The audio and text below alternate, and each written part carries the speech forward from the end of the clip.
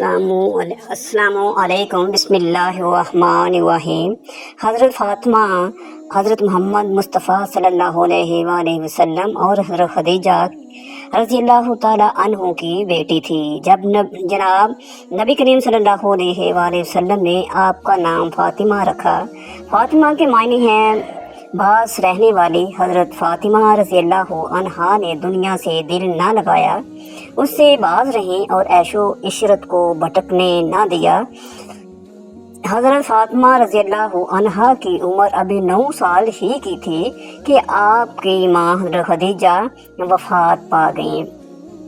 پھر آپ کی تربیت حضرت ام سلمہ نے کی۔ حضرت ام سلمہ رضی اللہ عنہا نے فرمایا کہ حضرت فاطمہ کو میرے سپرد کیا گیا، میں نے انہیں ادب سکھانا چاہا، مگر خدا کی قسم فاطمہ تو مجھ سے بھی زیادہ مؤدب تھی اور تمام باتیں مجھ سے بہتر جانتی تھی۔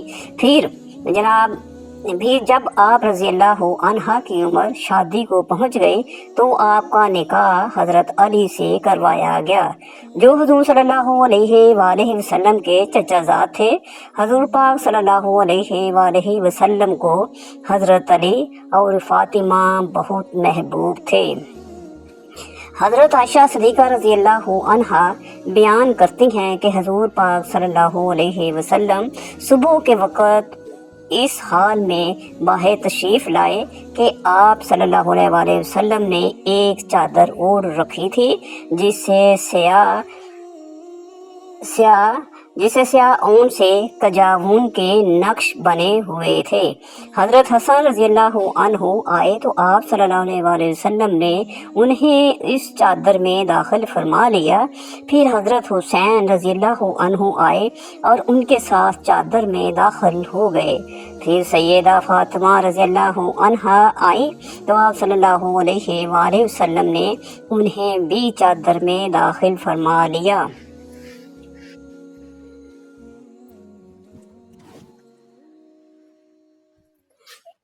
آپ صلی اللہ علیہ وآلہ وسلم نے یہ آیت مبارکہ پڑھی، اے اہل بیت، اللہ تو یہی چاہتا ہے کہ تم سے ہر طرح کی آلودگی، ہر طرح کے گناہ دور کر دے، تمہیں خوب پاک اور صاف کر دے۔ حضور پاک صلی اللہ علیہ وآلہ وسلم کے آزاد کردہ غلام حضرت ثوبان رضی اللہ عنہ نے فرمایا کہ حضور پاک صلی اللہ علیہ وسلم جب سفر کا ارادہ کرتے تو اپنے اہل و عیال میں سے سب کے بعد جس سے گفتگو فرما کر سفر پر روانہ ہوتے وہ حضرت فاطمہ رضی اللہ تعالی عنہا ہوتی، اور سفر سے واپسی پر سب سے پہلے جس کے پاس تشریف لاتے وہ بھی حضرت فاطمہ رضی اللہ تعالی عنہا ہوتی۔ حضرت علی اور حضرت فاطمہ عشق رسول اور سنت کی اطاعت میں اس قدر بڑے ہوئے تھے کہ جب حضرت علی رضی اللہ عنہ کوئی بات، کوئی کام، کوئی مسئلہ حضرت فاطمہ کو کرتے دیکھتے تو فوراً بھاگے رسول اللہ صلی اللہ علیہ وسلم کی خدمت میں حاضر ہوتے اور پوچھتے کہ حضور فاطمہ نے یہ کام اس طرح کیا ہے، یہ مسئلہ اس طرح بتایا ہے اور یہ بات یوں بیان کی ہے، فرمائیے کیا وہ جائز ہے یا نہیں۔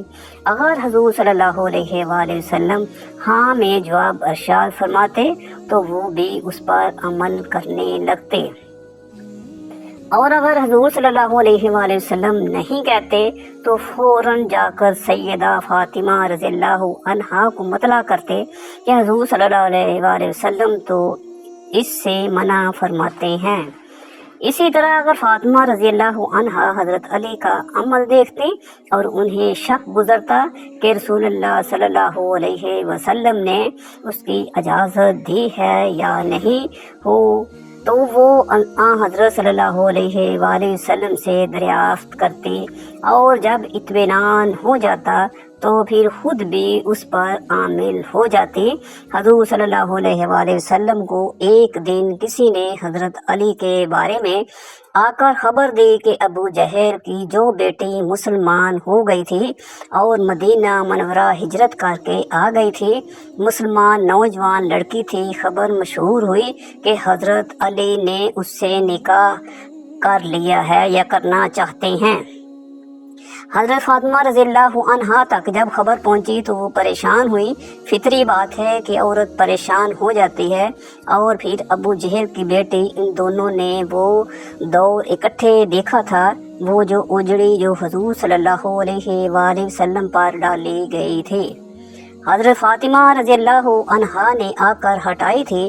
تو خیال ہوا کہ میرا گزارا تو ابو جہل کی بیٹی کے ساتھ نہیں ہوگا، تو حضرت فاطمہ رضی اللہ عنہا نے جا کر حضور صلی اللہ علیہ وسلم سے کہا کہ یہ پتہ چلا ہے کہ حضرت علی ابو جہل کی جو بیٹی آئی ہے اس سے شادی کرنا چاہتا ہے۔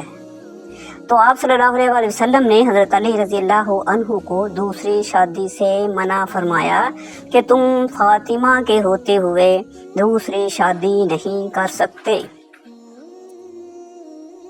حضرت مصور سے روایت ہے کہ میں نے رسول اللہ صلی اللہ علیہ وسلم کو ممبر پر یہ فرماتے ہوئے سنا کہ بنی حشام بن مغیرہ نے مجھ سے یہ اجازت مانگی ہے کہ ہم اپنی بیٹی کی حضرت علی سے شادی کر دیں، میں اجازت نہیں دیتا۔ پھر آپ صلی اللہ علیہ وسلم نے فرمایا کہ میں اجازت نہیں دیتا، اور پھر تیسری مرتبہ بھی یہی فرمایا کہ میں اجازت نہیں دیتا، مگر ہاں علی رضی اللہ تعالی عنہ دین اعتبار سے آزمائش میں مبتلا ہو، یعنی شوہر کے حقوق ادا کرنے کے معاملے میں، مثلا حضرت فاطمہ رضی اللہ عنہا کو سوکن سے ایذا پہنچنے کا خدشہ تھا، اور حضرت فاطمہ رضی اللہ عنہ کو ایذا پہنچنے سے نبی کریم صلی اللہ علیہ وآلہ وسلم کو ایذا پہنچتی، جو کہ ممنوع ہے۔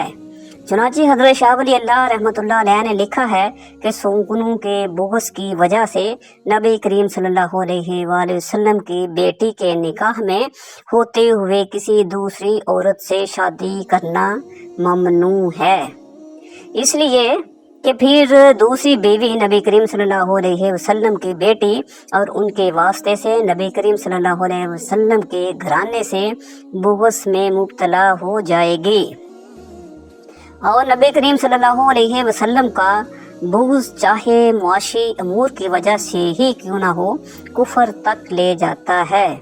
ناظرین، اس کے علاوہ بھی حضرت علی اور حضرت فاطمہ رضی اللہ عنہا کے درمیان چھوٹے موٹے جھگڑے ہوا کرتے تھے۔ چنانچہ ایک روایت میں آتا ہے کہ حضرت علی رضی اللہ عنہ کو ان کی کنیت ابو تراب سب سے زیادہ پیاری تھی، اور اس کنیت سے انہیں پکارا جاتا تھا، تو وہ بہت خوش ہو جاتے تھے، کیونکہ یہ کنیت ابو تراب خود رسول اللہ صلی اللہ علیہ وسلم نے رکھی تھی۔ ایک دن رسول اللہ صلی اللہ علیہ وآلہ وسلم حضرت فاطمہ رضی اللہ عنہا کے گھر تشریف لائے تو دیکھا کہ علی رضی اللہ عنہ گھر میں موجود نہیں ہیں۔ آپ صلی اللہ علیہ وسلم نے دریافت فرمایا کہ تمہارے شوہر کہاں ہیں؟ انہوں نے بتایا کہ میرے اور ان کے درمیان کچھ ناگواری پیش آ گئی، وہ مجھ پر خفا ہو کر کہیں باہر چلے گئے ہیں، اور میرے یہاں کہ اولن بھی نہیں کیا۔ اس کے بعد رسول اللہ صلی اللہ علیہ وسلم نے ایک شخص سے کہا کہ علی کو تلاش کرو کہ وہ کہاں ہے۔ وہ آئے اور بتایا کہ حضرت علی رضی اللہ عنہ مسجد میں سوئے ہوئے ہیں۔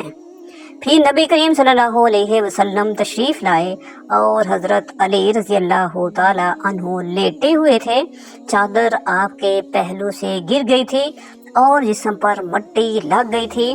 رسول اللہ صلی اللہ علیہ وسلم جسم سے دھول جھاڑ رہے تھے اور فرما رہے تھے، اٹھو ابو تراب، اٹھو ابو تراب۔ بعد حضرت رضی اللہ عنہ اسی ابو تراب کے نام سے مشہور ہو گئے۔ روایات میں آتا ہے کہ پھر حضرت علی رضی اللہ عنہ کو اپنے گھر لے گئے اور حضرت علی اور حضرت فاطمہ رضی اللہ عنہا کی صلح کروا دی۔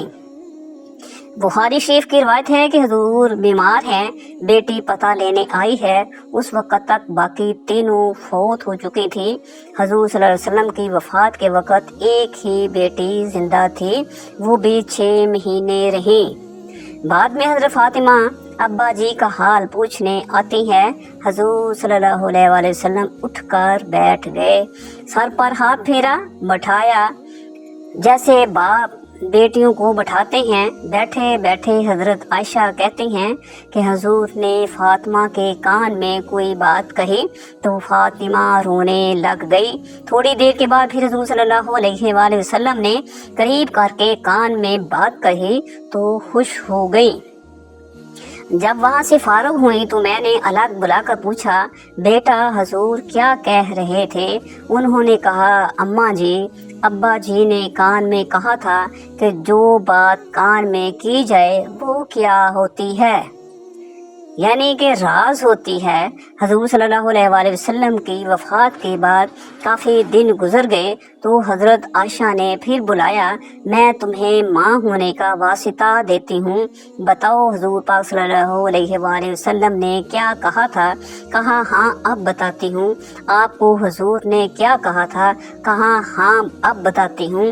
آپ کو حضور نے مجھے کان میں کہا تھا کہ فاطمہ میں شاید 1 آدھ دن اسی بیماری میں جا رہا ہوں، بیٹی کو باپ کی وفات کی اطلاع ملی تو بیٹی کیا کرے گی؟ تھوڑی دیر کے بعد حضور نے دیکھا کہ پریشان ہو رہی ہے تو کان میں کہا کہ بیٹی میرے بعد سب سے پہلے تم میرے پاس آؤ گے تو خوش ہو گئیں۔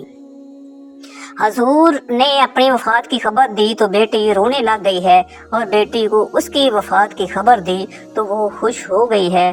یہ باپ بیٹی کا معاملہ تھا۔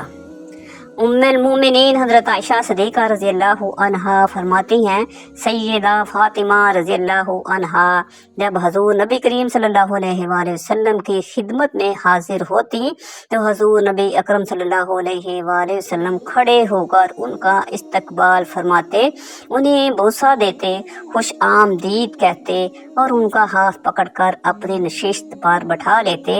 اور جب آپ صلی اللہ علیہ وآلہ وسلم سیدہ فاطمہ رضی اللہ عنہا کے ہاں رونق افروز ہوتے تو سیدہ فاطمہ بھی آپ صلی اللہ علیہ وآلہ وسلم کے استقبال کے لیے کھڑی ہو جاتی اور آپ صلی اللہ علیہ وسلم کے دست اقدس کو بوسہ دیتی۔ ام المومنین حضرت عائشہ صدیقہ عنہا فرماتی ہیں، حضرت فاطمہ تو زہرا رضی اللہ عنہا تشریف لائیں اور ان کا چلنا ہو بہو حضور نبی اکرم صلی اللہ علیہ وآلہ وسلم کے چلنے جیسا تھا۔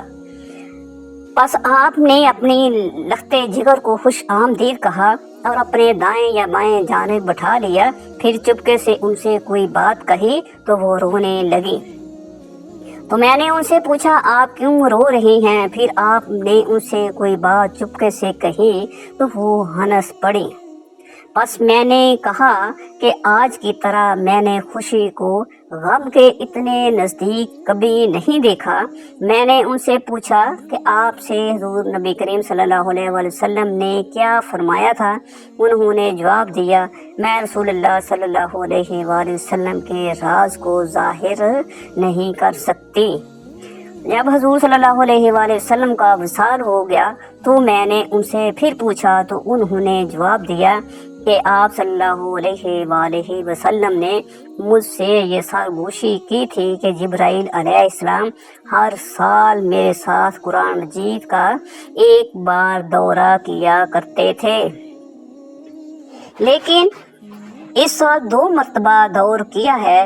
میرا خیال یہی ہے کہ میرا آخری وقت آ پہنچا ہے اور بے شک میرے گھر والوں میں سے تم ہو جو سب سے پہلے مجھ سے آ ملو گی۔